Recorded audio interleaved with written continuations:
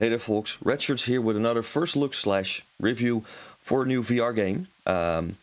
First of all, I want to thank AmadaKK for the game key, but I also want to say that everything you hear right now is 100% my own opinion. Also, some spoilers will be in this video, so tread with caution when going ahead. So fans of creepy games, escape room games, interesting game premises, come and get your fill. Let's go.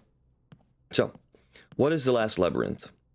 Well, first of all, it's an escape room-like puzzle game where you sit in a fixed position in a room and give orders to a girl that is stuck with you in there to try certain things like moving objects or flipping switches so that the door unlocks and you both can exit the room.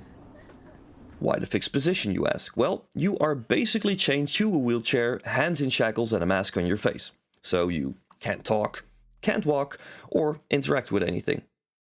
Well, okay, that's not completely true. You do have a laser pointer attached to the top of your head and a switch in your right hand, which by pointing the laser at an object, the girl knows where you want her to go, and by shaking your head or nodding, you tell her if you want her to execute a certain action. So, combining those two together, that's how you try to get through these rooms together.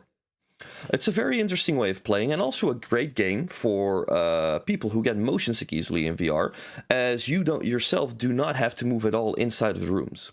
The game has a lot of puzzles available to itself, a lot of rooms which you can play through and have, as far as I could tell, about at least 10 to 15 hours if you want to complete the entire game by itself.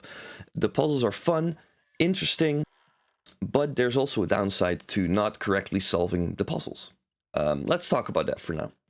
If you make a mistake, yes, one mistake, then it's going to get very serious very quickly, because one wrong move and the girl dies, followed by yourself as well. No do-overs, no warnings, one mistake, death. And just not just any death. I've seen poison gas, a guillotine, spinning beams with spike that move and spin around, floor that falls away into a grinder, ceiling that drops down onto first the girl, then yourself, and even a bad guy choking the life out of the girl and yourself, which is, let's be honest, not directly in sight. You see her legs moving and then stop spasming, but you know what's going on. It is the intent that shows, what makes it very, very tense at that point. These are just a few of the deaths you can encounter, as each room has their own option. And there are quite a few rooms that need solving if you want to finish the game in its entirety. The first few puzzles are not too hard, and they lead up to a credit scene after about, let's say, an hour. But that's not the end of the game just yet. The harder puzzles and the more twisted scenes come popping around the corner basically after this. Not just rooms where you need to think and solve a puzzle, but also several challenges from a masked phantom that possibly put you in there for whatever reason, that end up in you and or the girl dying.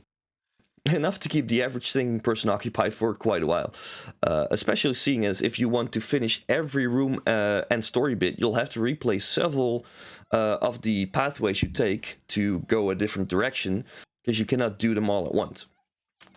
And here we come to my biggest and really only problem, between brackets, I have with the game.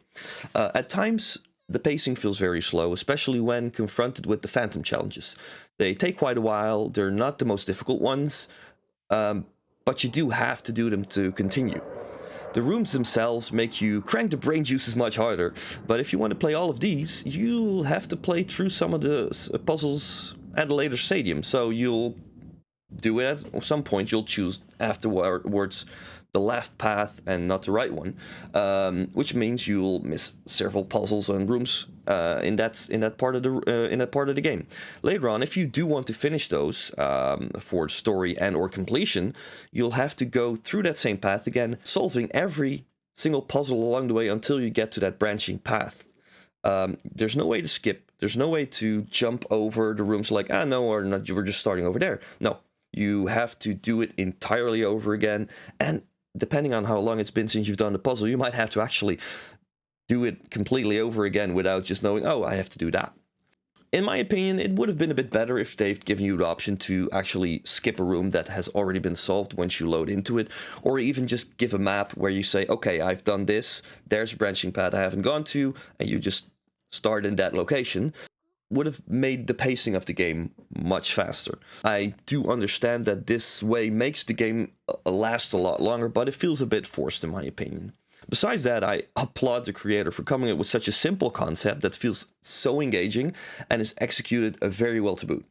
The vibe is amazing, it's dark, it's menacing, it's very tense, and the fact that your progress and life is put in the hands of this little girl that you're that you're walking around with makes it feels like the stakes are much higher. Also gives you a bit of a connection to her, which otherwise, because you cannot understand her, keep in mind, which otherwise would probably not be the same case.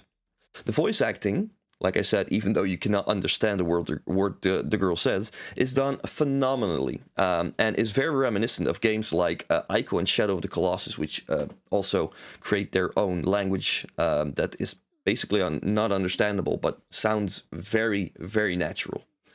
My compliment to the voice actress, Stephanie Joosten, a fellow Dutchie, by the way, for pulling off this amazing performance. All in all, a great game if you're into escape rooms, especially if you like the dark, tense, and scary themes. And in my opinion, yeah, a game that a lot of people should really try if they don't find it too expensive, or maybe try it out with a friend or something. Oh, one last thing. I did play this game in VR, but they also added, on the PlayStation at least, I'm not sure on the other platforms, they also added a monitor version of the game where you do not have to play VR, so you can play it completely in 2D. I do recommend, if you have the option, to do play it in VR, because the immersion is much, much better when you do it that way. Well, that was The Last Labyrinth. Hope to see you all soon, and have a good one, everybody.